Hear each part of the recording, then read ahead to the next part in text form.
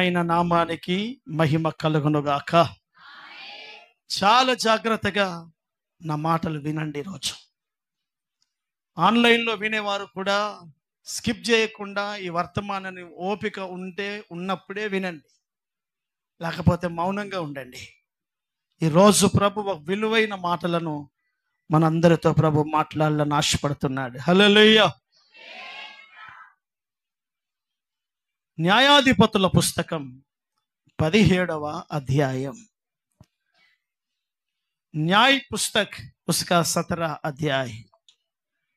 న్యాయాధిపతుల గ్రంథం 17వ అధ్యాయం 6వ వాక్యాన్ని తెలుగులో, హిందీలో, ఇంగ్లీషులో దయచేసి త్వరగా చదువుదాం.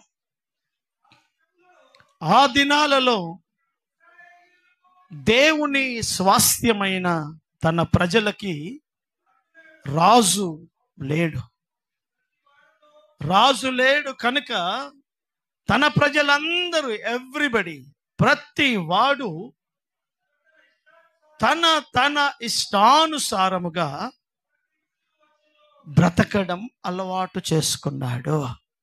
చదవండి ఇంగ్లీష్లో.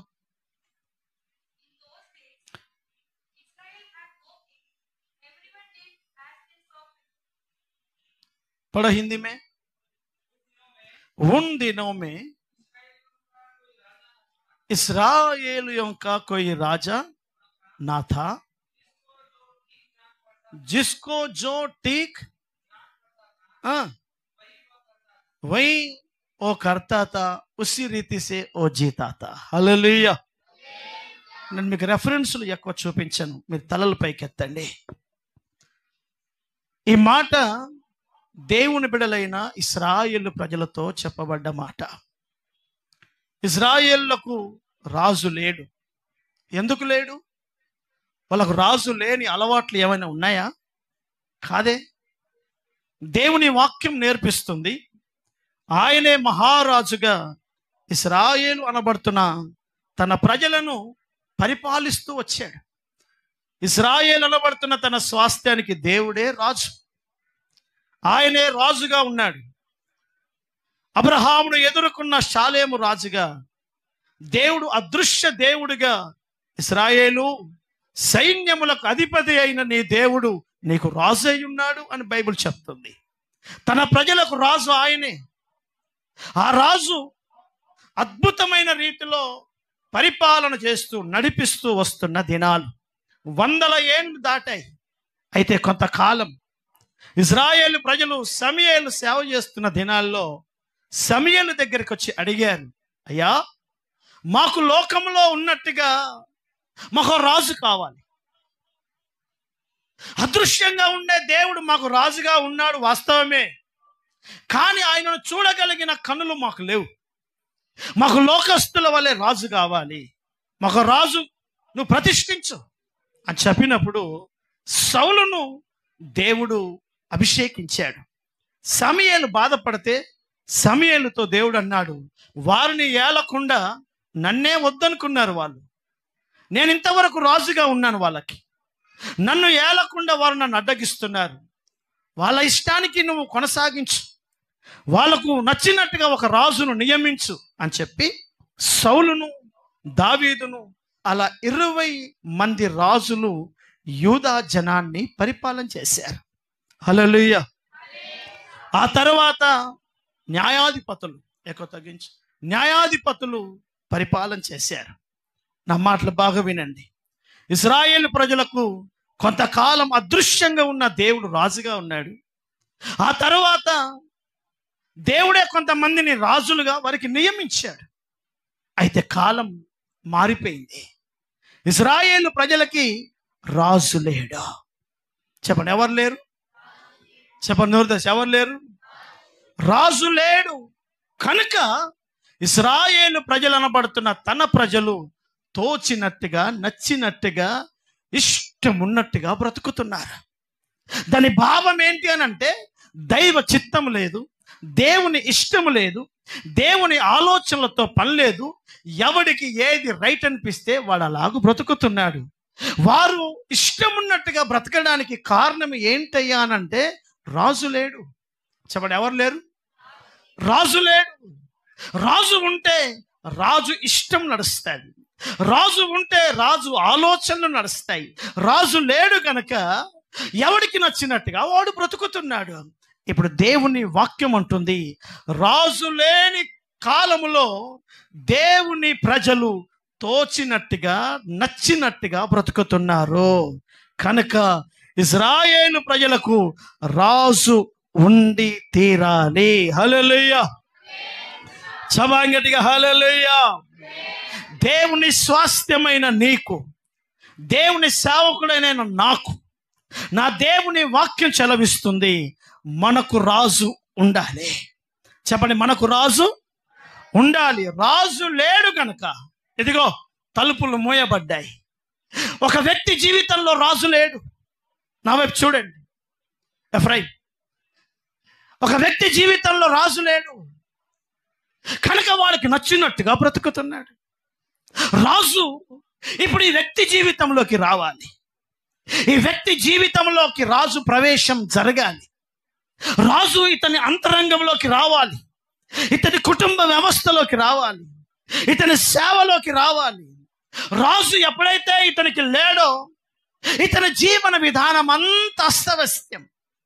అందుకనే నా దేవుడు అంటున్నాడు, ఇశ్రాయేలు ప్రజలు రాజు లేని కాలములో నచ్చినట్టుగా తోచినట్టుగా అక్రమంగా బ్రతికినట్టు నా బిడ్డలైన మీరు బ్రతకడం నాకు ఇష్టం లేదు కనుక నేను మీ జీవితంలోకి రాజుగా రావాలని ఆశపడుతున్నాను. హల్లెలూయా. ఇప్పుడు మీ హృదయాలు తెరవండి, మీ అంతరంగాలు తెరవండి. మీ హృదయం అనే తలుపు నొద్ద నిలబడి నేను తడుతున్నాను. మీ వ్యక్తిగత జీవితంలోకి రావాలని నేను మీ అంతరంగంలోకి వచ్చి రాజుగా మీ వ్యక్తిగత జీవితంలో నేను సింహాసనం వేసుకొని రాజు నడిపించినట్టుగా మీరు నడిస్తే నేను చూడాలని ఆశపడుతున్నాను.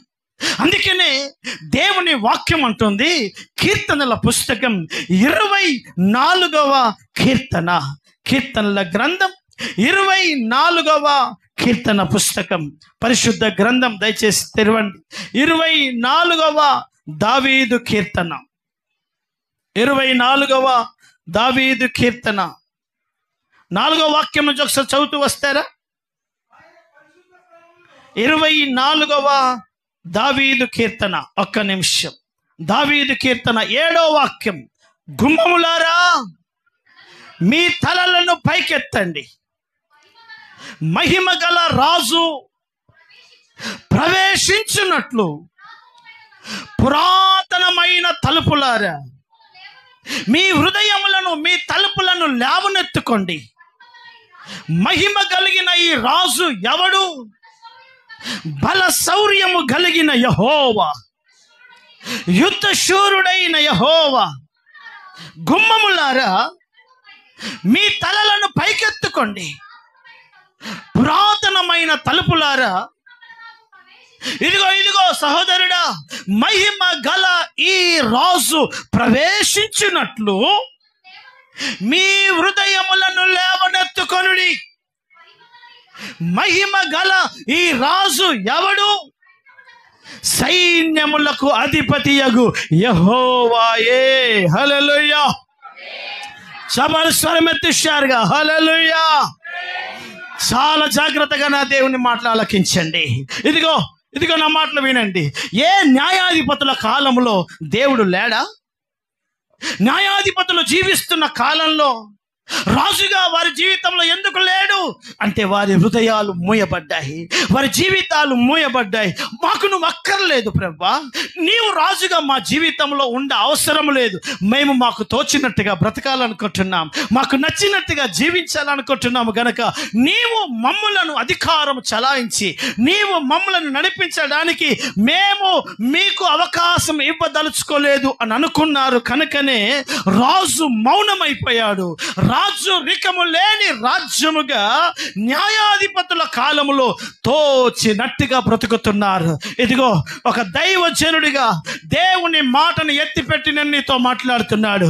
నీ అంతరంగంలో రాజున్నాడా? నీ జీవితంలో రాజున్నాడా? నీ రాజు అయినటువంటి నీ దేవుడు నీ హృదయంతరంగములో గనక నివాసము చేస్తే నువ్వు రాజు నడిపించినట్టుగా నడుస్తావు. హల్లెలూయా. ఇంకా చెప్పాలంటే ఒక్క మాటలో దాన్ని ఫుల్ఫిల్ చేయాలంటే రాజులాగా బ్రతకడం నేర్చుకుంటావు. హల్లెలూయా. నాకు నేనే రాజును. ఎందుకో తెలుసా?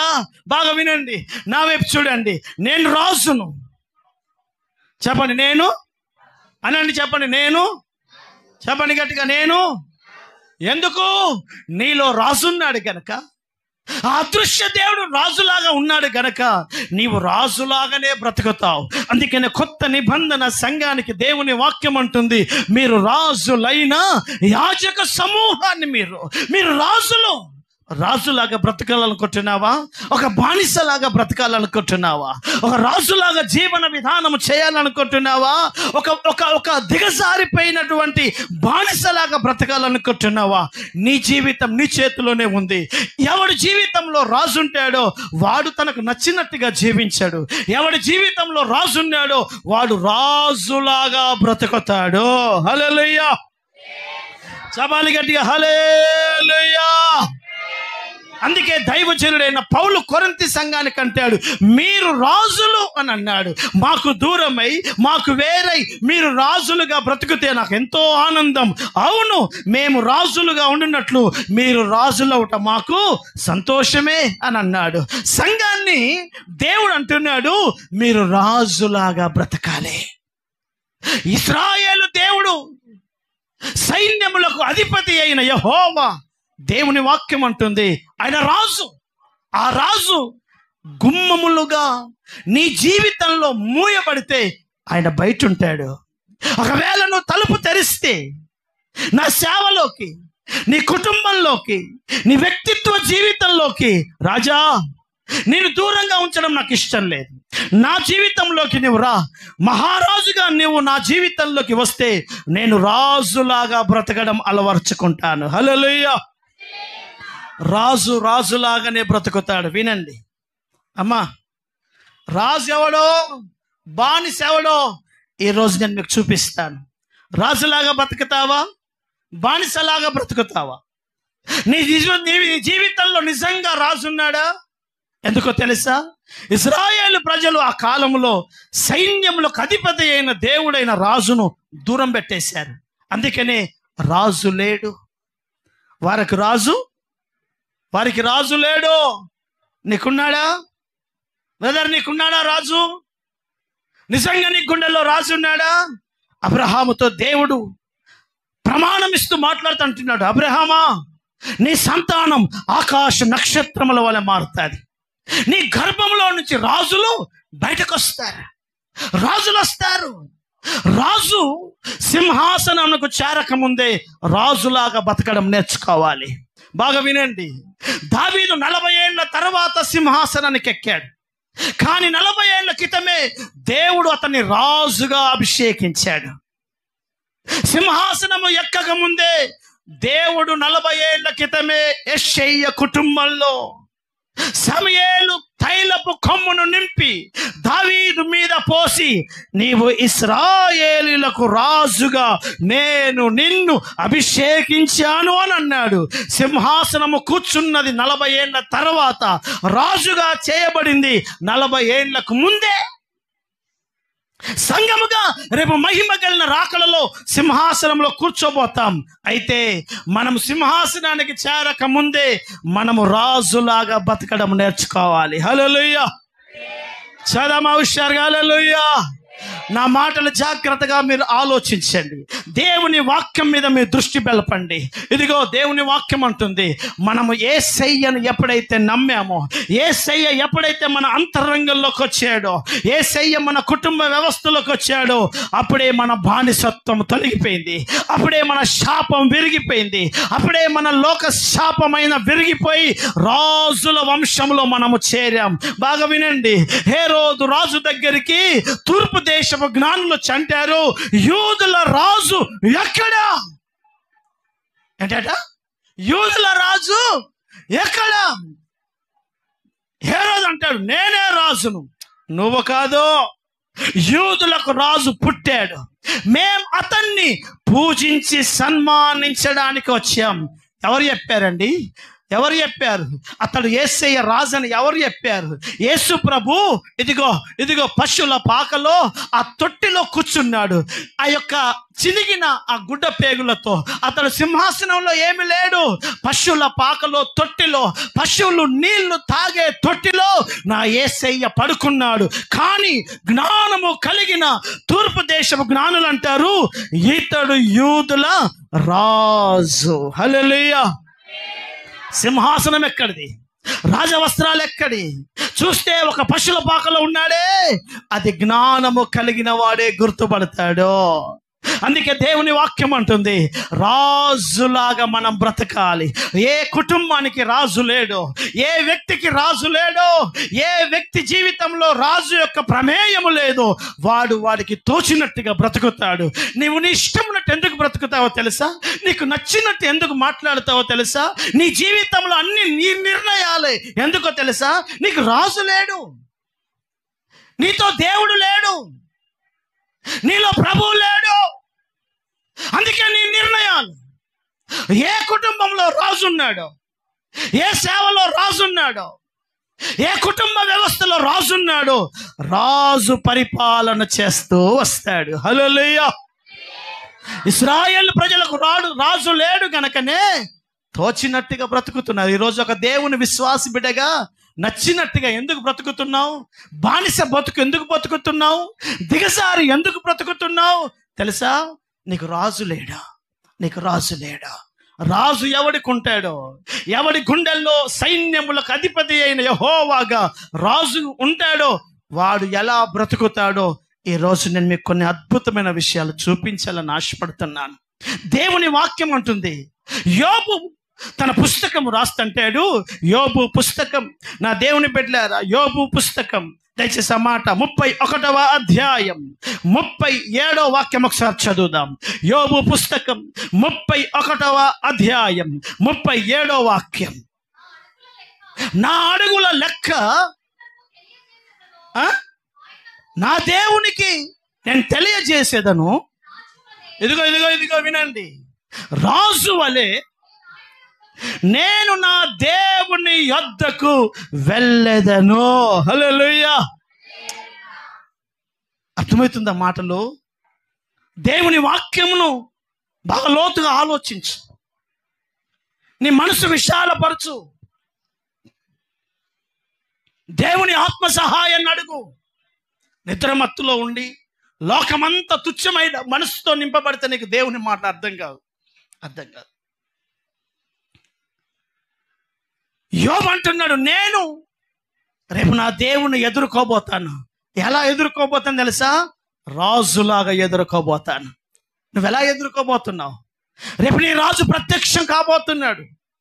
మధ్య ఆకాశంలో మహారాజుగా ప్రత్యక్షం కాబోతున్నాడు. ఆ మహారాజును ఎదుర్కొనే సంఘం బానిసలు కాదు బ్రదర్, బానిసలు కాదు. ఆయనను ఎదుర్కొనే వారు ఎవరో తెలుసా? ఎవరు రాజులాగా బ్రతుకుతారో వారే మహారాజును ఎదుర్కోబోతున్నారు. హల్లెలూయా. చదమ గట్టిగా హల్లెలూయా. అందుకనే దేవుని వాక్యం ఆ యొక్క అన్యజనుల మధ్యలో జీవన విధానం చేస్తున్న అబ్రహామును చూసి అన్నారు, ఇదిగో అబ్రహాం ఆ ప్రాంతంలో షెకెము అనబడుతున్న ప్రాంతంలో తన భార్య అయిన శారమ్మ గారు చనిపోతే ఆ షెకెము యొక్క ఆ ప్రాంతంలో ఉన్నటువంటి వారిని అడుగుతాడు, అయ్యా మీ పొలం నాకు ఇవ్వండి, నా భార్యను సమాధి చేయడానికి మక్ఫెలా గుఫ నాకు కావాలి అని అంటే వాళ్ళు అంటారయ్యా, నువ్వు మమ్మల్ని అడగడమేంటి? నీవు మా మధ్యలో మహారాజుగా బ్రతుకుతున్నావు. అర్థమవుతుందా మీకు?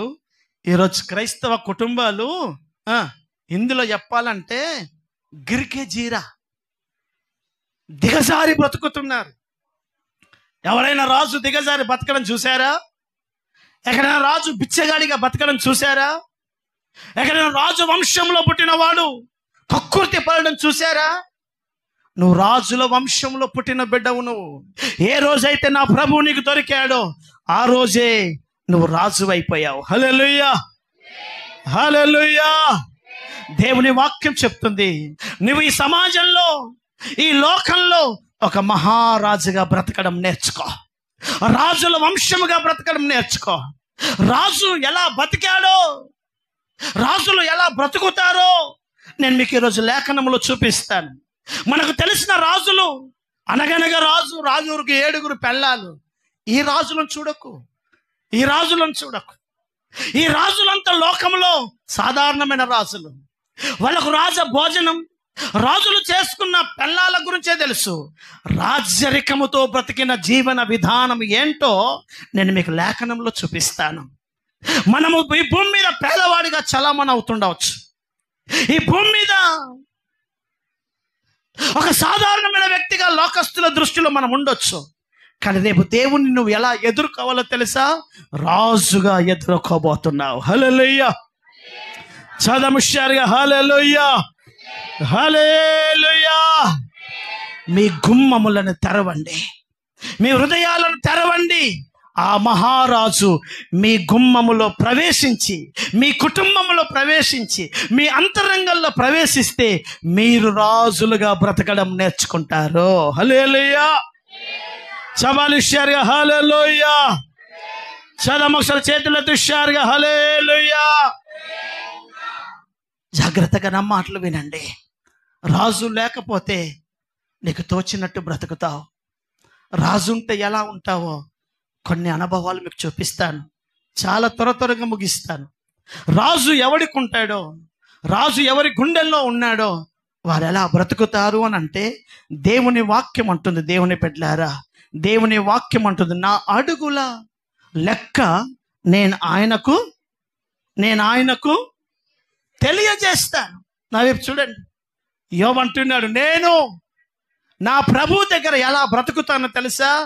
నా ప్రతి అడుగు నా దేవునికి లెక్క చెప్పగలిగేటట్టుగా, నా ప్రతి జీవన విధానం రాజులాగా ఉంటుంది.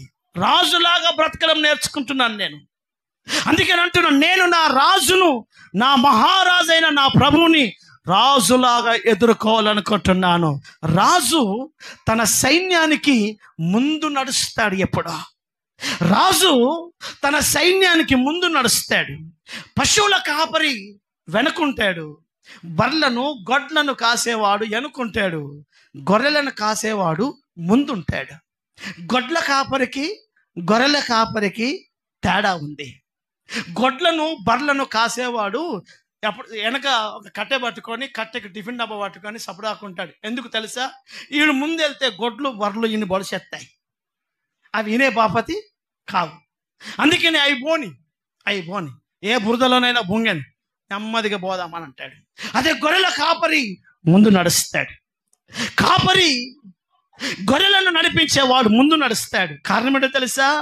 ముందు నడుస్తున్న కాపరిని చూస్తూ గొర్రెలు నడుస్తాయి కనుక. అందుకే నా ప్రభు అన్నాడు, నేను గొర్రెలకు మంచి కాపరిని. గొడ్లకు కాదు, గొర్రెలకు మంచి కాపరి. నువ్వు గొర్రెవైతే నీకు ఆయన కాపరి, ఆయన ప్రధాన కాపరి. నిన్ను ముందుండి నడుస్తాడు.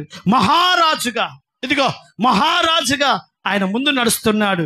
ఆయన వెనుక నీవు రాజుగా నడవాలి. హల్లెలూయా.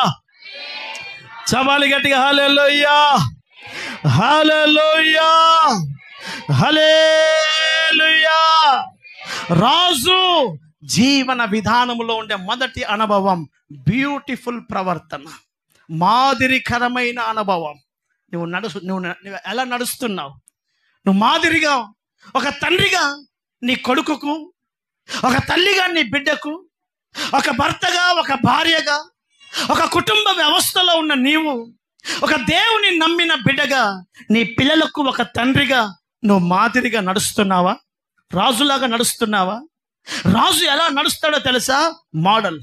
అందుకే మొట్టమొదటి రాజు ఉండే జీవన విధానాలు ఎలా ఉంటాయో చూపిస్తున్నాను. రాజులాగా నేను నడుస్తాను.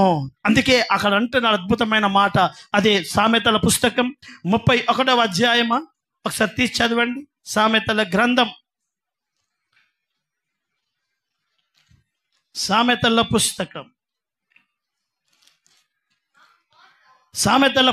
30వ అధ్యాయం 30.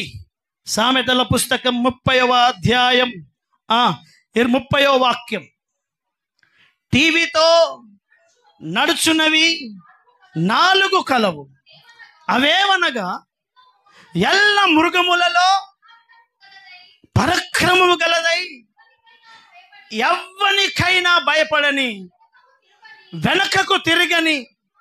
ఇదిగో, ఎవ్వనికి భయపడకుండా చిల్లరగా నడవకుండా రాజులాగా నడిచే ఒక జంతువు సింహం. 2 షోనంగి కుక్క. 3 మేకపోతు. 4 తన సైన్యమునకు ముందు నడుచుచున్న రాజు. హల్లెలూయా. చవాలి గట్టిగా హల్లెలూయా. ఈరోజు చాలా మంది తండ్రులు తమ కొడుకులకు మాదిరి లేరు. చాలా మంది తల్లులు తమ బిడ్డలకు మాదిరి లేరు. నువ్వు దిద్దుకుంటావు, నీ బిడ్డ దిద్దుకుంటుంది. నువ్వు ఫోజులు కొడతావు, నీ కొడుకు రేపు ఫోజు కొడతాడు. నీకు భావజాలాలు లేవు, ఒక రాజులాగా నడిచే అలవాట్లు లేవు. నీ కొడుకు నిన్నే చూస్తాడు, నీ బిడ్డ నిన్నే చూస్తాడు. నువ్వు ఒక సమాజంలో భవిష్యత్తు తరంలో నీ కొడుకుకు నడక నేర్పగలిగి, నీ కూతురికి భవిష్యత్తులో ఎలా బ్రతకాలో, ఒక ఆడపిల్లగా ఎలా జీవించాలో, డ్రెస్ ఎలా ఉండాలో, భావజాలాలు ఎలా ఉండాలో, బ్రతుకు ఎలా ఉండాలో, రాజు ఏ వ్యక్తిగత కుటుంబంలో ఉంటాడో, రాజు ఎవరి గుండెల్లో ప్రతిష్ఠించబడ్డాడో, యేసు రాజుగా ఎవరి కుటుంబంలో ఉన్నాడో వాడు టీవీగా నడుస్తాడు. హల్లెలూయా. వారు అద్భుతమైన ప్రవర్తన, వారు మాదిరిగా నడుస్తారు. అందుకే ఒక తల్లిగా నువ్వు రాజుగా, దేవుడు నీకు రాజుగా ఉంటే నువ్వు టీవీగా నడుస్తావు. ఒక అద్భుతమైన సత్ప్రవర్తన ఉంటుంది. రాజులేడా మనం చదివాం మొదటే, తోచినట్టు, నచ్చినట్టు, నీకు ఇష్టం ఉన్నట్టు నువ్వు నడుస్తావు. ఏ తండ్రిగా, ఏ తల్లిగా నీకు నిజదేవుడైన నా ప్రభువు రాజుగా ఉన్నాడో నీవు ఒక మాదిరికరమైన వ్యక్తిగా నడుస్తావు. హల్లెలూయా. చవాలి గట్టిగా హల్లెలూయా. నీ వెనక ఎదుగుతున్న పిల్లలను చూసావా ఎప్పుడైనా? నీ వెనక ఎదుగుతున్న ఆడపిల్లను చూస్తున్నావా? సమాజంలో జీవన విధానాన్ని గమనిస్తున్నావా? ఒక తల్లిగా నిన్ను చూసి వాళ్ళు ఇన్స్పైర్ అవుతారన్న సంగతి నీకు అర్థమైందా? వారి జీవన విధానాన్ని నీవే మలవాలి అన్న భావన కలిగిన తల్లిగా, తండ్రిగా నీవు ఒక రాజులాగా నడవడం నేర్చుకోవాలి. హల్లెలూయా. చవాలి గట్టిగా హల్లెలూయా. అందుకే దేవుని వాక్యం అంటుంది, యోబు అంటున్నాడు, నేను రాజులాగా నడిచే వ్యక్తిని. అందుకే తండ్రి అయిన యోబు ఉదయకాలమే లేస్తాడు. నువ్వు లేస్తే నీ పిల్లలు లేస్తారు. అమ్మా,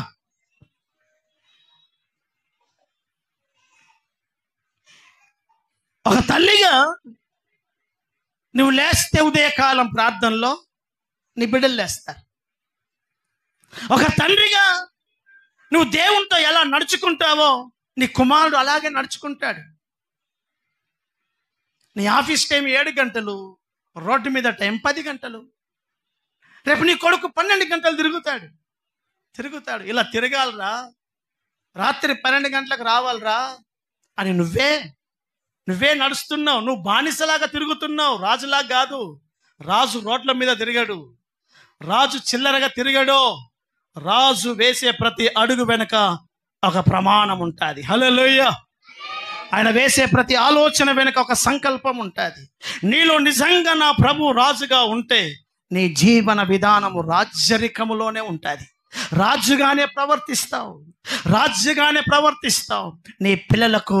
అందుకే యోబు అంటున్నాడు, దేవా నా పిల్లలు వేకువనే లేచి ఎక్కడైనా తప్పు చేస్తున్నారేమోనని వారి కొరకు వేకువనే లేచి బలి అర్పణ చేసే యోబు నీకు కనబడడం లేదా? ఒక తండ్రిగా నువ్వు మాదిరివేనా నీ కుటుంబానికి? ఒక తల్లిగా నీ బిడ్డలకు నువ్వు మాదిరివేనా? నువ్వు మాదిరివేనా? హల్లెలూయా. నా వైపు చూడండి. హల్లెలూయా, హల్లెలూయా. నేను చదువుకున్న దినాల్లో ఇట్లొచ్చి ఇట్లా పోయేది చున్ని, ఇట్లొచ్చి ఇట్లా పోయేది. ఇక్కడొక పిన్ను, ఇక్కడొక పిన్ను ఉండేది. ఇట్లొచ్చి ఇక్కడ నుంచి వికెట్ ఇట్లా వెళ్ళేది. ఆ తర్వాత కొంచెం ఇట్లా స్టైల్. ఇప్పుడు చున్ని ఇక్కడ వేసుకుంటలేరు, మెడకు వేసుకుంటున్నారు. మెడకు ఊరేసుకుని చచ్చిపోయేటట్టు మెడకు వేసుకుంటున్నారు. ఇక్కడ ఎందుకు ఇక్కడ వేసుకోవడం అవసరమా? నీ పిల్లలకు నువ్వు నేర్పాలి. రాజులాగా నడువు, ఇది అవసరం. బానిసలాగా నడవద్దు. ఒకటి, రాజు తన జీవన విధానం నడక అద్భుతకరంగా ప్రవర్తన కలిగి ఉంటాడు. హల్లెలూయా. మాదిరికరంగా నడుస్తాడు. రెండు, నేను త్వరగా చెప్తున్నాను వినండి. రాజు ఏం చేయాలో తెలుసా? శామ్యూయేల్ 2వ పుస్తకం, శామ్యూయేల్ 2వ పుస్తకం 11వ అధ్యాయం ప్రారంభ వాక్యం. శామ్యూయేల్ 2వ పుస్తకం 11వ అధ్యాయం మొదటి వచనం. వసంత కాలమున రాజులు యుద్ధమునకు బయలుదేరు సమయమున దావీదు యోవాబును అతని వారిని యుద్ధానికి పంపగా వారు అమ్మోనీయులను ముట్టడి వేసిరి. అయితే దావీదు యెరూషలేములో తన ఇంటిలో మేడ గది మీద ఎక్కి తిరగడం ప్రారంభించాడు. నా వైపు చూడండి, నా వైపు చూడండి దయచేసి. రాజులు యుద్ధం చేసే కాలం. రాజులు ఏం చేస్తారండి? చెప్పండి నోరు తెచ్చి గట్టిగా. రాజులు ఏం చేస్తారు? దొరసానివేనా? మహారాణివేనా? రాజువేనా? రాజు అయితే ఏం చేస్తాం? యుద్ధాలు చేసే అలవాటు ఉంటుంది. రాజులు యుద్ధము చేసే కాలంలోనట దావీదు పడుకోవడం స్టార్ట్ చేశాడు. దావీదు నువ్వు రాజు కదా, దావీదు నువ్వు రాజువు కదా, నువ్వు యుద్ధానికి వెళ్ళాలి కదా, ఎందుకు పడుకున్నావు? నడుస్తుంది అని అనుకున్నాడు. యోవాబును తన వారిని పంపాడు, తను నిద్రపోయాడు. అలా నిద్ర లేచి టెర్రస్ మీద, స్లాబ్ మీద తిరగడం ప్రారంభించాడు. తన కన్నులు బెత్షెబాను చూసి వ్యామోసించి పాపంలో పడిపోయాడు. యుద్ధములో వెళ్ళవలసిన వాడు యుద్ధము మానడము ద్వారా పాపములో పడే ప్రమాదం ఉంది. హల్లెలూయా. దేవుని వాక్యం మనకు నేర్పిస్తుంది, రాజు యుద్ధము చేసేవాడై ఉండాలి. దేవుని వాక్యం అంటుంది, నా దేవుని మాటలు శ్రద్ధగా ఆలకించు. ఒక బానిసకు యుద్ధం చేసే అవకాశాలు లేవు. బానిస బాంచం దొర అనాలి. నీ కాలు మొక్త బిడ్డ, నీ దండం బిడ్డ, ఇంత బుక్కడు అన్నం పెట్టు, ఇంత పాత సీరుంటే ఇవ్వు, నా పిల్లలకి సిరిగిపోయిన షెడ్యూల్ ఉంటే ఇవ్వు అని అడుక్కొని బతుకుతాడు. రాజు రాజులాగా జీవన విధానం చేస్తాడు. పోరాడి సంపాదిస్తాడు, కష్టపడి సంపాదిస్తాడు, ప్రయాసపడి బాగుపడతాడు. రాజు యొక్క నైజం అది. దేవుని వాక్యం చెప్తుంది రాజులు యుద్ధం చేయాలి. దేవుని వాక్యం అంటుంది, దేవుని సంఘమైనటువంటి మనకి రాజు లేకపోతే నీకు యుద్ధం చేసే అలవాటు ఉండదు. అందుకనే దేవుని వాక్యం అపోస్తలుడైన పౌలు కొరింథీ సంఘానికి, హెబ్రీ సంఘానికి, ఎఫెసీ సంఘానికి రాస్తుంటాడు, మనము పోరాడునది అంధకార సంబంధమైన రాజ్యములతో పోరాడుతుంటున్నాం. అంధకార సంబంధమైన దురాత్మ శక్తులతో మనం పోరాడాలి, మనం యుద్ధము చేయాలి. మా యుద్ధోపకరణములు ఎవ్వడు పడగొట్టలేనంతగా బలము కలిగినవే. హల్లెలూయా. నీ కుటుంబాన్ని పాడు చేయకుండా, నీ కుటుంబంలో పనిచేస్తున్న శత్రువు, నీ కుటుంబంలో ఆర్థిక ధననిధులు లేకుండా, నీ కుటుంబంలో అనారోగ్యాలు సృష్టించి, నీ కుటుంబంలో నెమ్మది లేకుండా నీ పిల్లల జీవితాన్ని పాడు చేస్తూ వాడు నీ ఇంటిలో దౌర్జన్యంగా పనిచేస్తున్నాడే, నీవు యుద్ధము చేసే రాజుగా ఉంటే ఆ సమస్యతో నువ్వు యుద్ధము చేసేవాడిగా మారాలి. హల్లెలూయా. నువ్వు చేతగాని వాడిగా, బానిసగా బతుకొద్దు. అందుకనే దేవుని వాక్యం హెబ్రీ సంఘానికి రాస్తుంటాడు. 12వ అధ్యాయం 4వ వాక్యంలో రాస్తాడు. హెబ్రీ పుస్తకం 12వ అధ్యాయం 4వ వాక్యంలో ఒకసారి చదువుదాం. హెబ్రీలకు రాసిన పుస్తకం 12వ అధ్యాయం 4వ వాక్యం. మీరు పాపముతో పోరాడుటలో రక్తము కారునంతగా ఇంకా మీరు దానితో పోరాడము లేదు. ఎదిరించాలి. ఇదిగో నా వైపు చూడండి. ఒక దేవుని బిడ్డగా నీ ఇంటిని గలిబిలి చేస్తున్న పరిస్థితులు ఉన్నాయే, అర్థమవుతుందా? నెత్తి మీద కొంగేసుకొని ఏడవద్దు. దేవుని కాళ్ళ దగ్గర పౌరుషము తెచ్చుకొని ప్రార్థించాలి, పోరాడాలి. ప్రభా మా ఆయనను మార్చు, ప్రభా నా ఆర్థిక స్థితిగతిని మార్చు, ప్రభా నా కుటుంబంలో చలామణవుతున్న దుర్మార్గమైన కార్యాలను మార్చు, నా పిల్లల మీద, నా ఇంటి మీద చేతబడి కార్యాలు, మంత్రశక్తులు ఏ ప్రభావం అయితే నా కుటుంబ వ్యవస్థను గలిబిలి చేస్తున్నాయో వాటితో నువ్వు రాజులాగా పోరాడాలి. హల్లెలూయా. రాజు ఎవడు దండం పెట్టడు, రాజు ఎవడు నీ దండం పెడతా నన్ను విడిచిపెట్టిపో అని అనడు. రాజు అయ్యిందే యుద్ధం చేయడానికి. యుద్ధము చేయని రాజును ఎవడంటారు రాజు అని? అర్థమవుతుందండి? నువ్వు యుద్ధం చేసే అనుభవం నీకుందా? నీ సమస్యతో నువ్వు యుద్ధం చేస్తావా? చేతగాని వ్యక్తిలాగా అక్కడికి ఫోన్ చేసి ఇక్కడికి ఫోన్ చేసి ప్రార్థన అవసరతల కొరకు ప్రార్థన చేయించుకుంటూ ప్రపంచంలో ఉన్న వారందరికీ ప్రార్థన చేయించుకో. నువ్వు మంచిగా తిని పండుకో. పోరాడే అలవాటు లేదు నీకు. సమస్యతో పోరాడే అలవాటు నీకు లేదు. గొలియాతు ఉన్నాడు, 40 రోజుల నుంచి పక నవ్వుతూ, రేయ్ ఎవడైనా ఇశ్రాయేలులో పౌరుషం కలిగిన వాడు ఎవడైనా ఉంటే రండి, అందరు ఎందుకు వస్తారు నా మీదకి, ఒక రండి చూసుకుందామని అన్నాడు. సౌలు రాజే కానీ యుద్ధం చేయడు. సౌలు రాజే యుద్ధం చేయడు. అన్ని పెట్టుకున్నాడు ఇంట్లో. కత్తి ఉంది, ఢాలుంది, కిరీటం ఉంది, కవచం ఉంది, డేరాలో పెట్టుకున్నాడు. 40 రోజుల నుంచి వాడు అరుస్తున్నాడు, వెళ్తున్నాడు. ఇశ్రాయేలు ప్రజలలో రాజున్నాడు కానీ యుద్ధం చేయడు. అమ్మా యుద్ధం, బ్రదర్ సతీష్ యుద్ధం చేతగాడు. మాటలు మస్తు మాట్లాడతాడు, మాటలు బాగానే మాట్లాడతాడు. కళ్ళ ముందు వాడు అరుస్తున్నాడు కదా, నువ్వు రాజువే కదా, ఇశ్రాయేలు ప్రజల కోసం నేను రాజుగా దేవుడు నియమించాడు కదా, వాళ్ళని కాపాడవలసిన బాధ్యత నీది కాదా? ఒక తండ్రిగా నీ కొడుకును నీ బిడ్డలను కాపాడవలసిన బాధ్యత నీది కాదా? ఒక తల్లిగా నీ కుటుంబాన్ని కాపాడుకునే బాధ్యత నీది కాదా? నువ్వు మౌనంగా ఎందుకుంటావు? సౌలు అంటాడు, మనలో ఎవరు లేడా? నువ్వు లేవా? నువ్వు చేయవా యుద్ధం? చెయ్యా. నాకు ఖచ్చితంగా కాన్ఫిడెంట్ ఉంది, నేను పోతే సత్తా అని. ఒక్కసారి విన్నాడు స్వరం దావీదు. ఈయన 40 రోజుల నుంచి వింటున్నాడు స్వరం గొల్యాతుది, చలనం లేదు. కొంతమంది అలవాటు పడిపోయారు దరిద్రానికి, కొంతమంది అలవాటు పడిపోయారు మారని భర్తను. మార్చుకునే సామర్థ్యం లేదు, పోరాడే ఓపిక లేదు, అడ్జస్ట్ అయిపోతున్నారు.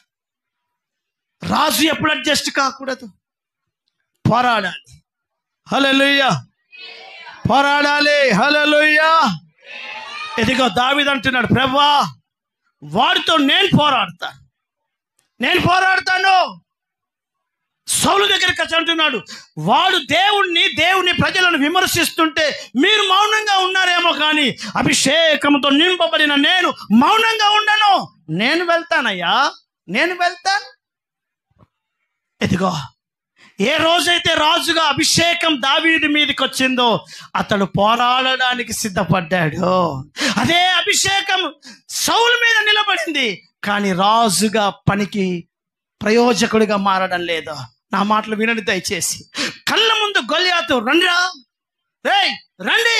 అని అంటే ఈయన యుద్ధానికి పోడు.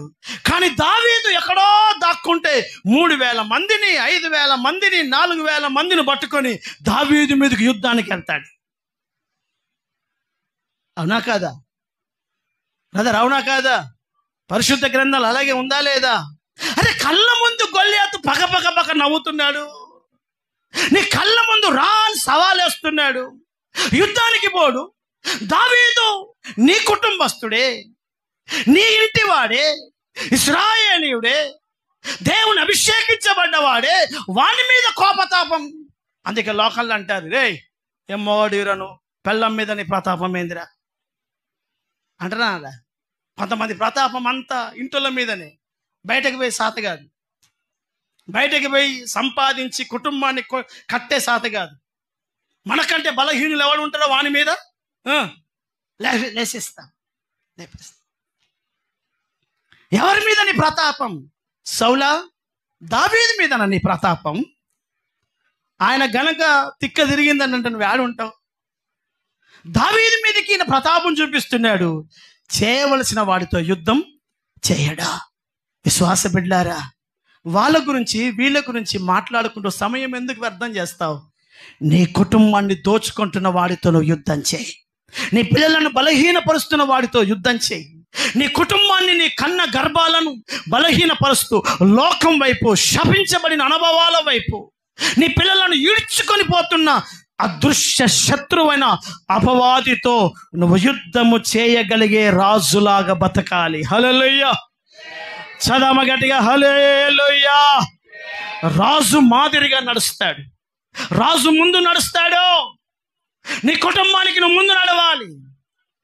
నశించిపోతున్న ప్రజలకు ఒక మాదిరి అయిన సేవకుడిగా, ఒక మాదిరి అయిన సంఘముగా, ఒక మాదిరి అయిన తల్లిగా, తండ్రిగా రాజులాగా నడవాలి. రాజులే రేపు మహారాజును ఎదుర్కొంటారు. 2 రాజు యుద్ధం చేయాలి. మన దేవుడు ఆరాధిస్తున్న వాడు నీలో ఉంటే పౌరుషము కలిగి నీ సమస్యతో, నీ ప్రాబ్లంతో, నీ కుటుంబ వ్యవస్థను బలహీనపరుస్తున్న దానితో నీవు పోరాటము చేయాలి. హల్లెలూయా! ఈ తరం సంఘ బిడ్డలకున్న లక్షణం ఏంటంటే ఊరికే వాని గురించి వీని గురించి మాట్లాడతారు. ఇంకా చెప్పాలంటే అయ్యగారి గురించి మాట్లాడతారు, అమ్మగారి గురించి మాట్లాడతారు, ఆ విశ్వాసి గురించి ఏమొస్తుంది నీకు? సౌలు గొల్యాతుతో పౌరుషం లేదు, కానీ దావీదు గురించి ఆలోచిస్తూనే ఉంటాడు రాత్రి పగలు. ఏమొస్తుంది నీకు? ఏమొస్తుంది? నువ్వు చేయాల్సింది నీ శత్రువుతో, నువ్వు పోరాడాల్సింది నీ సమస్యతో. రాజులాగా బతుకు, బానిసలాగా ఆలోచించకు, మాటలతో మాట్లాడకు. నీ కుటుంబ వ్యవస్థను గలిబిలి చేస్తున్న ఆ దుష్ట సంబంధమైన కార్యాలతో మహారాజుగా నువ్వు పోరాడడం నేర్చుకో. హల్లెలూయా! చదుదాం హుషారుగా. హల్లెలూయా! హల్లెలూయా! రాజులాగా ముందుకు నడువు, రాజులాగా యుద్ధం చేయి. బైబిల్ చెప్తుంది, రాజు తన దేశాన్ని కాపాడుకుంటాడా? రాజు ఏం చేస్తాడు చెప్పండి? రాజు ఏం చేస్తాడు చెప్పండి? ఏం చేస్తాడు?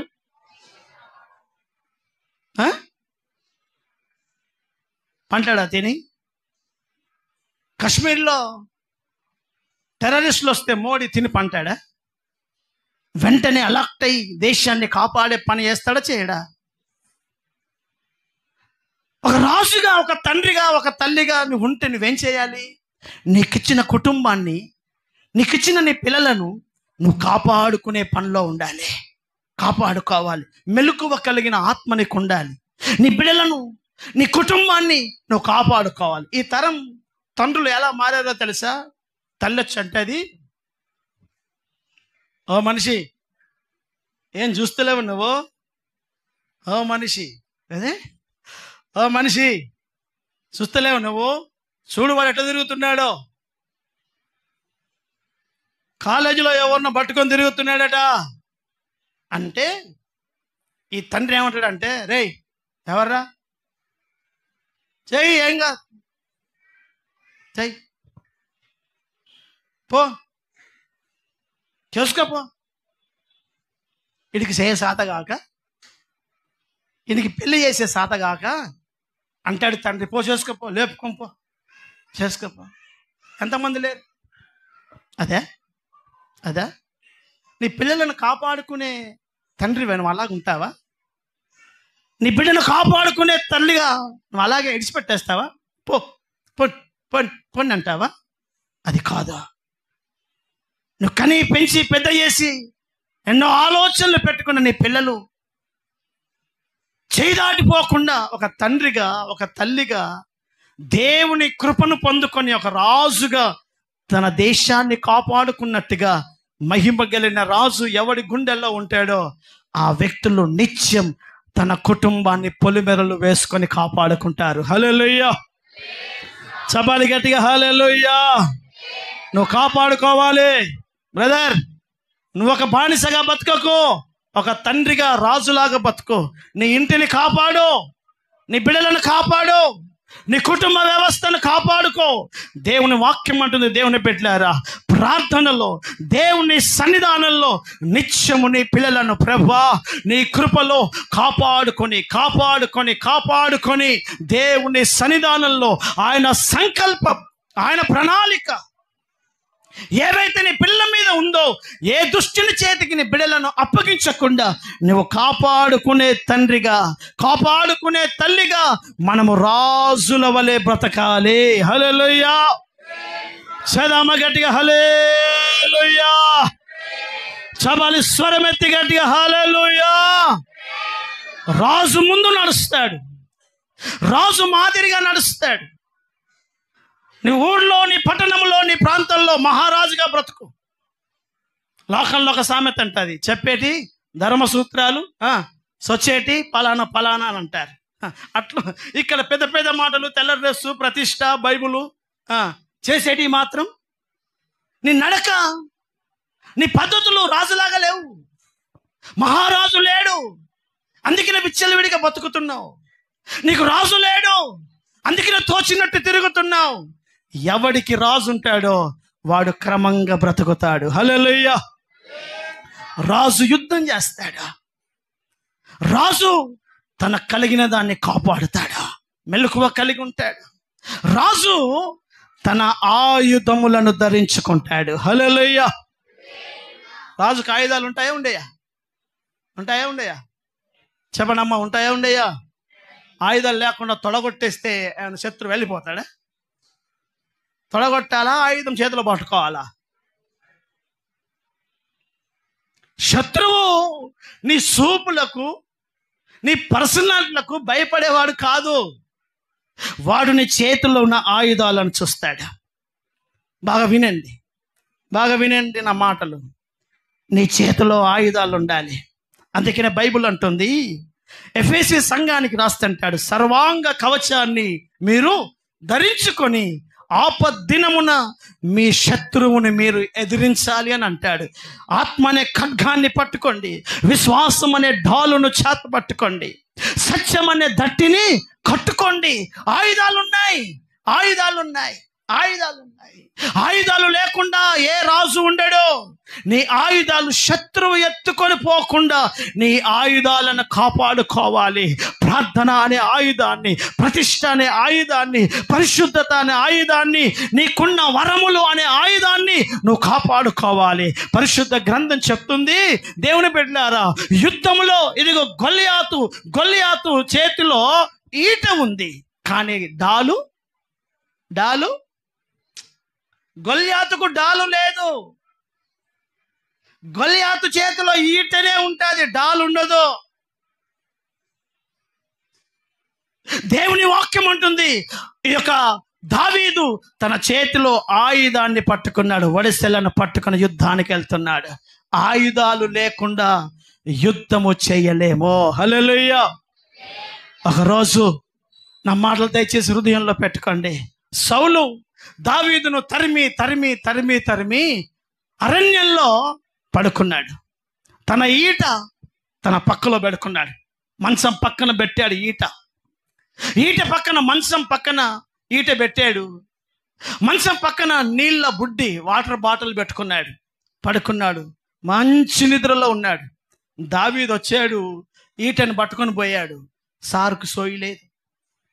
దావీదు వచ్చాడు, పక్కలో మంచం పక్కలో ఈట పెట్టుకున్నాడు, ఎవడైనా శత్రువు వస్తే లేపడానికి ఆయుధాన్ని. కానీ దావీదు వచ్చాడు, ఈటను పట్టుకొని పోయాడు, నీళ్ళ బుడ్డిని పట్టుకొని పోయాడు. దూరం వెళ్ళి, సౌలా మహారాజా, నీ ఈట ఏది? నీ ఆయుధం ఏది?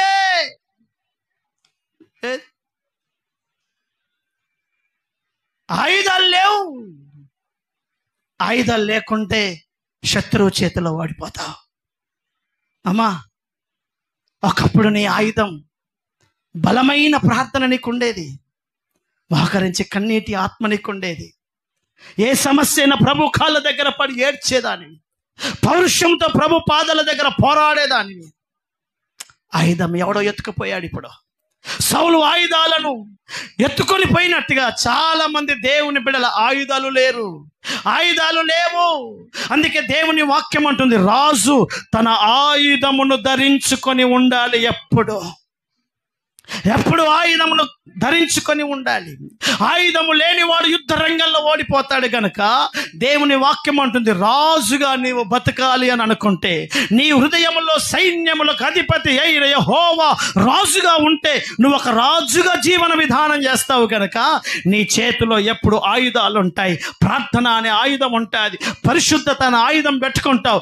దేవుని కాళ్ళ దగ్గర ఆయుధములు ధరించుకున్న వ్యక్తిగా దేవుని సన్నిధానంలో నా దేవుని బిడ్డలా మనం పోరాడతాం. అందుకనే కొరింథీ సంఘానికి, కొరింథీలకు రాసిన 2వ పుస్తకం 10వ అధ్యాయం 3వ వాక్యం, హెబ్రీలకు రాసిన పుస్తకం 11వ అధ్యాయం 34వ వాక్యం. దయచేసి త్వరగా చదువుదాం. హెబ్రీలకు రాసిన పుస్తకం 11:34, కొరింథీలకు రాసిన 2వ పుస్తకం 10వ అధ్యాయం 3వ వాక్యం. మేము శరీరధారులమై నడుచుకొనుచున్నను శరీర ప్రకారము.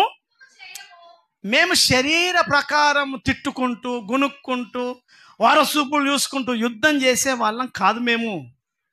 బాగా వినండి. నా వైపు చూడండి. శత్రువు వచ్చాడు, మనల్ని నష్టం చేసిన వాడిని చూసి నువ్వు ఉరిమి చూసినంత మాత్రాన ఏమైనా అవుతుందా? అంటే ఏమైనా అవుతుందా? ఏం కాదు. అట్లా చేయడమే తప్పు. దాంతో ఏం ఒరగదు. అక్కడ అంటున్నాడు, మేము శరీర ప్రకారముగా యుద్ధము చేసే వారము కాము. మరి ఎట్లా యుద్ధం చేస్తాడట? అక్కడ అంటున్నాడు, చదువు. మా యుద్ధోపకరణములు, మా ఆయుధములు, యుద్ధానికి వాడే ఆయుధములు శరీర సంబంధమైనవి కావు, కానీ దేవుని ఎదుట ఏంది? దుర్గం అంటే పర్వతాలు, దుర్గములను పడద్రోయగలిగినంత బలమైన ఆయుధాలు మాయి. వినండి, నా వైపు చూడండి. ఇదిగో మోకరించి, ఇదిగో నా వైపు చూడండి. భారముతో బాధతో నువ్వు విడిచిన ఒక కన్నీటి బొట్టు చాలు నీ శత్రువు గుండెల్లో భయం లేపడానికి. అంది ఒక్క కన్నీటి బొట్టు చాలు. ఇది బలమైన ఆయుధం. ఆటం బాంబు ఇది. ఇక్కడ ఇలా బడ్డాదో లేదో అలా బ్లాస్ట్ అయిపోతాడంతే. అందుకే వాక్యం అంటుంది, అదే హెబ్రీ పుస్తకం చదువుతారా? 11వ అధ్యాయం 34. అగ్ని బలమును చల్లార్చిరి, ఖడ్గద్వారను తప్పించుకొనిరి, బలహీనులుగా ఉండి వారు బలపరచబడిరి, యుద్ధములో పరాక్రమశాలురైరి, అన్యుల సేనలను వారు పారదోలారు, సింహములను నోళ్ళు మూసారు, అగాధ జలములను ఆపారు. దేంతో ఆపారు? అమ్మా నా వైపు చూడండి, నా వైపు చూడండి. విశ్వాసపు అనుభవాలు చెప్తాంటాడు. సింహపు నోళ్లను దానియేలు నోర్మై అని అనగానే మూసారు. ఎలా మూసాడు ఆయన? విశ్వాస ప్రార్థన. అన్యుల శాలను పాలదోరాడు. అగ్ని జ్వాలలను షడ్రకు మేషకు అబద్నిగోలు ఐస్ గడ్డల్లాగా మార్చేశారు. ఆయుధాలు ఏంటి? విశ్వాసం అనే ఆయుధం, ప్రార్థన అనే ఆయుధం దేవుని ఎదుట బలమైన ఆయుధాలుగా వారు వాడారు గనకనే ఆయుధాలు ధరించుకున్న సైన్యముగా వాళ్ళు జీవన విధానం చేశారు గనక ఆ ఆయుధాలతో అద్భుతాలు సృష్టించారు వాళ్ళు. హల్లెలూయా, చదమగటి హల్లెలూయా, హల్లెలూయా. రాజు ఆయుధాలు కలిగిన వాడై ఉండాలి. నాలో రాజు ఉంటే నాకు ఆయుధాలు ఉంటాయి. ప్రార్థన చేస్తాను, విశ్వాసంతో ఉంటాను, దేవుని కార్యాలు చేస్తాను. ఇక్కడ మోకరిస్తే ఎవడికి నిద్ర పట్టదో వాడికి నిద్ర పట్టదు, ఎవడి గుండెల్లో భయం లేపాలో లేపుతాడు. ఒకరోజు ప్రారంభ దినాల్లో నేను ప్రార్థన చేస్తున్న ప్రారంభ దినాల్లో 8-9 గంటలు అలాగే మోకరించి ప్రార్థన చేస్తున్న దినాలు ఈ ఊర్లో ఉన్న మంత్రకాళ్ళు వచ్చి, మా కొరకు నువ్వు ప్రార్థన చేయకు, हम मोहब्बत से आपसे विनती कर रहे हैं, क्यों साहब हमारे पीछे पड़े? आप अपना अपना काम करो, हमारा पीछे क्यों पड़ रहे हो? आपके वजह हमारा धंधा नहीं चल रहा, आपके वजह हमारा मन में डर लग रहा. కత్తి పట్టుకొని పోయామా అందుకి? ఇది కదా యుద్ధం, ఇది కదా ఆయుధం. నువ్వు మోకరించి చూడు, ఉపవాసం ఉండి చూడు, కన్నీళ్లు కార్చి చూడు. నీ కుటుంబంలో నీ పిల్లలను, నీ కుటుంబాన్ని గలిబిలు చేస్తున్న వాడి గుండెల్లో భయాన్ని లేపుతాడు నా దేవుడు. హల్లెలూయా. ఉన్నాయా ఆయుధాలు? సౌలుకు సోయలేనట్టుగా నిద్రపోతున్నావా? ఒక్కరోజైనా నెలలో ఆల్రెడీ చేస్తారా మీరు? ఒక్కరోజైనా? कल 12 बजा मैं घर पे ऐसा जाके, किलोमीटर नहीं, मैं ऐसा पीछे रूम पे जाके ऐसा आके तो सब कोमा में चला गया. भाई लोग पूरा सब कोमा. मैं बहुत दिन में, महीने में एक बार आते, इनसे थोड़ा बात करेंगे करके मैं आया तो सब ऐसा. तो 12 हमको हर दिन बसता, हमको हर दिन 12 बसता. ప్రతిరోజు 12-1 గంట అనేది మాకు కామన్. అది మెలకువ. అమ్మా అపవాది అనబడుతున్న వాడు తిరుగుతున్నాడు. బ్రదర్, నిద్రాసక్తులుగా ఉండకో, మెలకువతో నీ ఆయుధాలను కాపాడుకో. శత్రువుని ప్రార్థనను లేకపోతాడేమో, శత్రువుని విశ్వాసాన్ని ఎత్తుకపోతాడేమో. సౌలు పడుకున్నాడు, ఈట ఎత్తుకొని పోయాడు దావీదు. పడుకుంటున్నావా? అలసిపోయావా? నా వైపు చూడండి దయచేసి, నా వైపు చూడండి. मेरा उधर देखो दया करके. 3-4 दिनों से नींद नहीं है पतरस को, बाकी 11-6 को. 12-1 बजे प्रभु ने वो वाटिका में जाकर प्रार्थना कर रहा. चेलों से बोला तुम भी प्रार्थना करो, मैं आता. आया 2 बजे, इन लोग बहुत थके हैं, सो रहा. परमेश्वर उनसे कहा, क्या आप 1 घंटा भी जाग नहीं सकता? क्या वो जागने का टाइम है क्या सोने का? भैया आधी रात 1 बजे सोने का टाइम है क्या जागने का टाइम है? संगीता, वो तो दुनिया भर सो रहे ना, तो मसीह क्यों पूछ रहा? దేవుడు ఎందుకు అడుగుతున్నాడు? ఒక్క గడియ అయిన పేతురు మెలకువ ఉండలేవా? ఏమంటున్నావు ప్రభా, రాత్రి 2 అవుతుంది, ఇప్పుడు మెలకువ అంటావేంటి అని అనలేదు. నా దేవుడు మనతో మాట్లాడే మాట, శోధన నీ ఇంటికి రాకుండా నువ్వెప్పుడు మెలకువగా ఉండే అలవర్చుకోవాలి. హల్లెలూయా. చపాలి గట్టిగా హల్లెలూయా, హల్లెలూయా. ఈరోజు చాలా మంది అంటున్నారు, మాకు డ్యూటీ 10 అవుతుంది, हम काम से थके आता, हम 11 बजे आता, 10 बजे आता, तो फिर क्या करो? सो जाओ फिर, बहुत थके है ना. 10 గంటలకు డ్యూటీ నుంచి వస్తే పడుకుంటావా? పడుకోకు, నీకు ప్రమాదం. మెలకువ, కొంత సమయం ప్రభుతో గడుపు. అందుకే దేవుని వాక్యం అంటుంది, రాజు ఆయుధములను ధరించుకొని బతకాలి. హల్లెలూయా. చపాలి గట్టిగా హల్లెలూయా, హల్లెలూయా. 5వదిగా రాజు ఏం కలిగి ఉండాలి? ఎజ్రా పుస్తకం 7వ అధ్యాయం 10వ వాక్యం.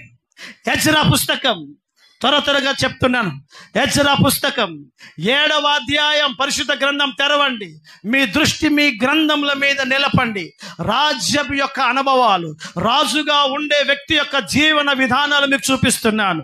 ఎజ్రా పుస్తకం 7వ అధ్యాయం 10వ వాక్యం. ఎజ్రా యెహోవా ధర్మశాస్త్రమును పరిశోధించి దాని చొప్పున నడుచుకొనుటకును, దాని కట్టడలను విధులను నేర్పుటకును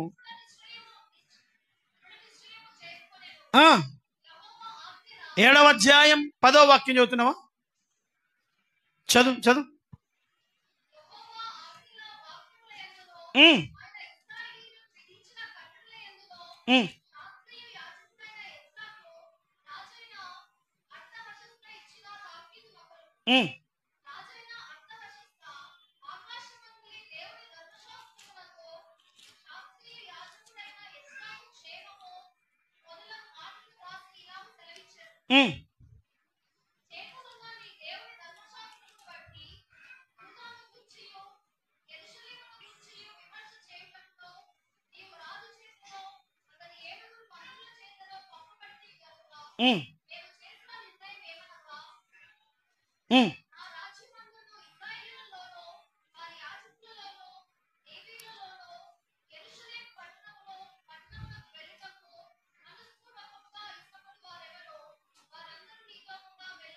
నీతో కూడా వెళ్ళవచ్చును.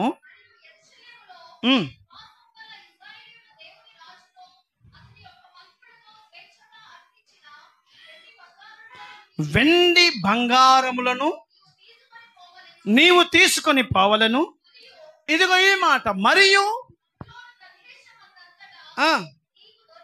నీకు దొరకు ఉమ్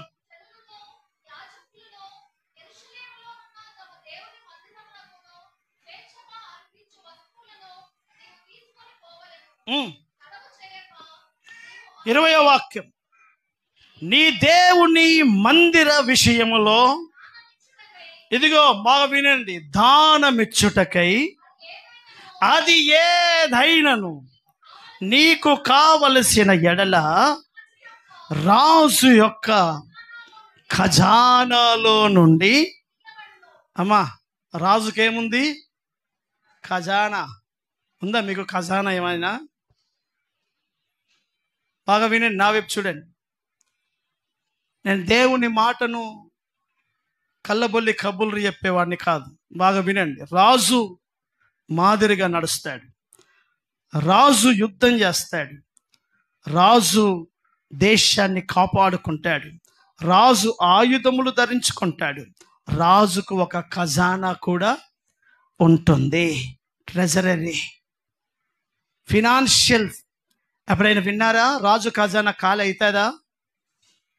అదర్ ఖాళీ అవుతుందా? రాజు ఖజానా చెప్పండి అమ్మా, రాజు ఖజానా ఖాళీ అవుతుందా? అవుతుందా? నీవు రాజు అయితే నీకు ఒక ఖజానా ఉంటుందా లేదా? ఆ ఖజానాలో నుండి చదువు 20వ వాక్యం. దేవుని మందిర విషయములో, దేవుని మందిర విషయములో, దేవుని సేవా సందర్భములలో, దైవికమైన రాజ్య నిర్మాణ విషయములో, సాక్రిఫైస్ కానుక ఇచ్చుటకై ఏ విధమైన అక్కరనైనా సరే నీకు కావలసిన ఎడల అది రాజు యొక్క ఖజానాలో నుండి నీవు తీసుకొని పోవాలి. హల్లెలూయా. చెబుదాం గట్టిగా హల్లెలూయా. నేను రాజును, నా ఖజానాలో నుండి దేవుని సేవకు ఎప్పుడు ఉపయోగకరంగా నా ఖజానా ఉంటుంది. హల్లెలూయా. మీ ఖజానా అలాగే ఉందా? రాజుల పైసలు రాళ్ళపాల. కొందరికి ఖజానా లేదు. ఈ ఖజానా ఖాళీ. దేవుని మందిరానికి రాజ ఖజానా ఉపయోగపడదు, దేనికో ఉపయోగపడుతుంది. నువ్వు నిజంగా రాజు అయితే నీ ఖజానాలో నుండి దేవుని సేవా సందర్భాలలో నీ చెమటతో కార్చి సంపాదించిన దానిలో, నీ ఖజానాలో నుండి, నీ సంపదనలో నుండి దేవుని మందిర పనిలో వాడుతావు. హల్లెలూయా. చదమ గట్టిగా హల్లెలూయా. నీ ఖజానాలు ఎప్పుడైనా ఓపెన్ అయ్యాయా? లేకపోతే ఏమన్నా సర్పపు తాళాలు ఉన్నాయా? ఉన్నాయా? ఉన్నాయా? కొన్ని గుడులకు తాళాలు ఉంటాయి. కావలి. కొంతమంది ఖజానాలకు వాడు కావలేస్తున్నాడు, తీస్తే వేసేస్తా అంటున్నాడు. అందుకే వాళ్ళు తీయరు. పొరపాటున దేవుని పని ఎంతైనా జరగని ఖజానాలో నుంచి 10 రూపాయలు తీసేది లేదు, ఘనమైన దేవుని రాజ్యం కొరకు ఖర్చు పెట్టేది లేదు. కారణం ఖజానా లాక్. అది చాలా కష్టం తీయడం. ఎన్నో సర్పాలు ఖజానాకు లాక్ చేసేసాయి. ఆ మంత్రం వీడికి రాదు. బైబుల్ అంటుంది, ఎజ్రా రాజ ఖజానాలో నుండి దేవుని మందిరానికి ఏం కావాలో అది వాడు. హల్లెలూయా. మన ఖజానా ఈ భూమి మీద దేవుని రాజ్య నిర్మాణంలో వాడబడాలి.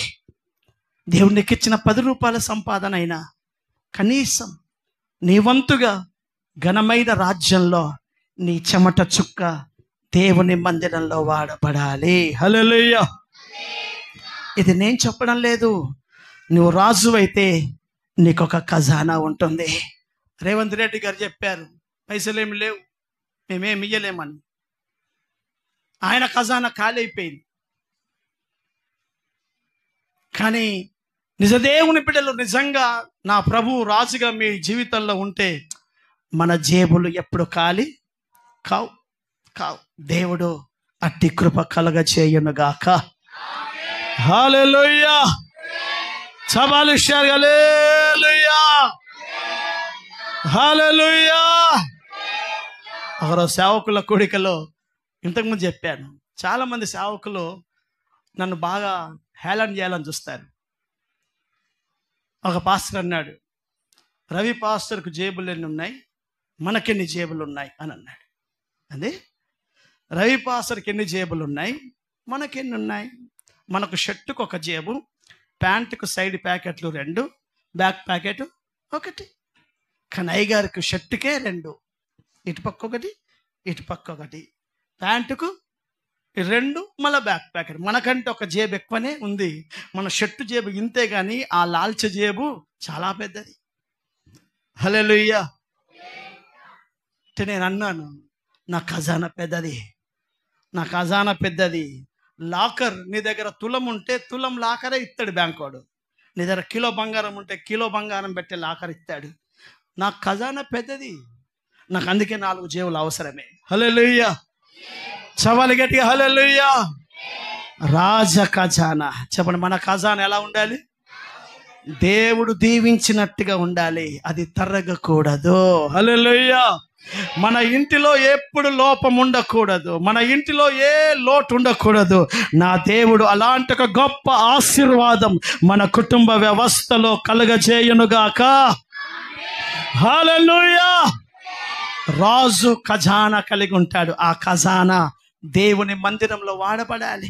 బైబిల్లో ఒక రాజు ఉన్నాడు, అతని పేరు ధనవంతుడు. బాగా వినండి. ధనవంతుడే, తింటున్నాడు. నా వైపు చూడండి, తింటున్నాడు. పక్కల పాపం స్మెల్కి కుక్కలు వచ్చాయి, ఎక్కడెక్కడ కుక్కలు. ఈ రాజు ఎలాంటోడంటే కింద పడితే కుక్క తింటుందేమోనని పొరపాటున కింద వాడిని ఎత్తలేడు ఆయన. పొరపాటున కింద పడితే కుక్కలు తింటాదేమో అని ఒక్క ముక్క కూడా కింద మన్నిత్తలేడు. ఆ కుక్కల మధ్యలో లాజరు కూడా ఉన్నాడు. పాపం లాజరు అంటున్నాడు, ఆయన తింటే ఏదైనా ముక్క పడితే కింద పడ్డ ఎంగిలి మెతుకులైన తిందామని చూస్తే వీడెంత దరిద్రుడనంటే ఒక ముక్క కూడా కింద మన్నిత్తలేడు. ఈయన ఎవడన్నారు? రాజని. రాజే, కానీ బిచ్చ బుద్ధులు ఉన్నాయండి. పొరపాటునే వణికియాడు. అందుకే వాక్యం అంటుంది, ధనవంతులమని చెప్పుకొని వారు లేమిడి కలవారు కలరు, పేదవాడుగా ఉన్నవాడు కొంతమంది ధనవంతులుగా కలరా. పేదోడిని కావచ్చు, విశాలమైన హృదయం మనకు ఉండాలి. హల్లెలూయా. రాజులాగా ఉండాలి.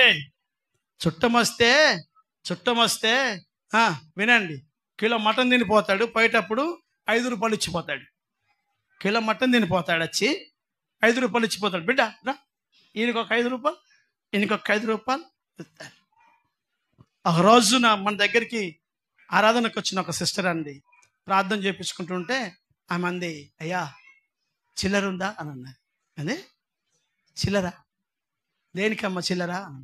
నా దగ్గర 10 ఉంది, 5 నువ్వు ఉంచుకో, 5 నాకు. అమ్మ నాకు 5 వద్దు, నువ్వు 2 ఉంచుకో, నువ్వే ఉంచుకో. లేదయ్యా 5 నీకు. దేవుని వాక్యం అంటుంది, నా దేవుని సంఘ బిడ్డలారా, దరిద్రుడే లాజరు, కానీ మహారాజుగా పిలువబడిన అబ్రహాం పక్కన పోయి కూర్చున్నాడు. హల్లెలూయా. ధనవంతుడైన వాడే పేరుకు, కానీ కనీసం ఎంగిలి మెతుకులు పెట్టలేడా. మన హృదయం, మన జీవన విధానం పేదది కావచ్చు, మన హృదయంలో రాజ్యరేఖ ముట్టిపడాలి. హల్లెలూయా. చపాలి గట్టిగా హల్లెలూయా. బంధువు ఇంటికి వెళ్తే కనీసం పిల్లలు ఎవరన్నా ఉంటే ఎంత లేదన్నా కనీసం ఒక 100 రూపాయలని ఇవ్వాలి, ఖర్చుకు బిస్కెట్ కొనుక్కో అని.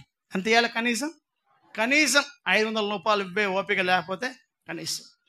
బ్రదర్స్ ఇస్తారు, పక్కన అంటది ఎందుకు అంతగాను, ఎందుకు? సిస్టర్స్ అంటారు ఎందుకు అంతగాను, 50 ఇచ్చే చాలు. హల్లెలూయా. ధనవంతుడిగా ఖజానా కలిగిన రాజుగా ఉండాలి. చివరిగా ఒక మాట, రాజుకు ఒక సైన్యం ఉంటుంది. రాజుకేముంటుంది? సైన్యం లేని రాజు ఎవరు లేడు. ఆ సైన్యం ఎవరో కాదు, నువ్వు సంపాదించిన ఆత్మలో ఉన్నాయా? సైన్యం ఉందా బ్రదర్? సైన్యం ఉందా నీకు? సంపాదిస్తే కదా నీకు సైన్యం ఉండేది. ఇంకా రాజుగా మారలే నువ్వు. నా మాటలు విను. ఇశ్రాయేలులకు రాజు లేడు, ఇష్టం ఉన్నట్టు బ్రతుకుతున్నారు. ఆ రాజు నీతో అని అంటున్నాడు, సంగమా నేను నీ రాజును, నేను నీలో ఉండాలనుకుంటున్నాను, నీ అంతరంగంలో ఉండాలనుకుంటున్నాను. రాజుగా నీలోనికి నేను వస్తే నువ్వు రాజుగా బతుకుతావు, నువ్వు రాజ్యరికంగా బతుకుతావు. యుద్ధం చేసే శక్తి నేను నీకు ఇస్తాను, కాపాడుకునే శక్తి నేను ఇస్తాను, ఉన్నతమైన ఐశ్వర్యం అనుభవాలు కలిగిన వ్యక్తిగా నేను నీకు ఇస్తాను, సైన్యమును సంపాదించగలిగిన కృప నేను ఇస్తాను. నా దేవుని వాక్యము ద్వారా నేను మీకు తెలియజేస్తున్నా ఒక అద్భుతమైన మాట. రాజు లేకుండా బ్రతుకుతున్నావా? వాక్యం అంటుంది, ఇశ్రాయేలు ప్రజలు చివరి మాట వినండి, యేసయ్యను వస్త్రం ఊడదీశారు. ఇదిగో దిగంబరిని చేశారు, శిలువ దగ్గర చేసి ఊదారంగు వస్త్రం తొడిగించారు. చెప్పడు ఏ వస్త్రం? పర్పుల్ కలర్ వస్త్రాన్ని తొడిగించి ఇతడు యూదుల రాజు, అయ్యా నీకు జయం అని అన్నారు. యూదుల రాజుకు వస్త్రం తొడిగించారా? వస్త్రం తొడగాలి, అదే నీతి వస్త్రం, రక్షణ అనే వస్త్రం, ఉల్లాసం అనే వస్త్రం, పెళ్లి వస్త్రం. రాజు రాజ్యరికం కలిగిన వస్త్రాలు వేస్తాడా? ఇవ్వడా? రాజు బికారి వస్త్రాలు వేయడు. రాజు వస్త్రాలు రాజ్య వస్త్రాలే ఉంటాయి. ఆ రాజైన నా దేవుడు మనకు రక్షణ అనేది వస్త్రంగా ఇచ్చాడు, కృప వస్త్రంగా ఇచ్చాడు, నీతి క్రియలు అనేవి వస్త్రంగా ఇచ్చాడు. అవి ధరించుకుంటున్నావా? నువ్వు రాజులాగా బ్రతకాలని ఒక దేవుని సేవకుడిగా నేను మిమ్మల్ని బతిమిలాడుతున్నాను. రాజు లేకపోతే నీ జీవన విధానం శూన్యం. రాజు లేకపోతే నువ్వు అస్తవ్యస్తంగా బ్రతుకుతావు, నీకు నచ్చిందే చేస్తావు. రాజు గనుక నీలో ఉంటే నీ జీవన విధానాలు ఇలాగున ఉంటాయి. రాజును మీ హృదయంలో ప్రతిష్ఠించుకోండి. అందుకే వాక్యం అంటుంది, గుమ్మములారా మీ తలుపులను తెరవండి, మహిమ కలిగిన రాజు మీలోనికి ప్రవేశిస్తాడు. దేవుడు మనలను ప్రవేశించి మహారాజుగా మనలను ఊరేగించునుగాక. చపాలి స్వరమెత్తామెన్. దయచేసి లేచి నిలబడండి.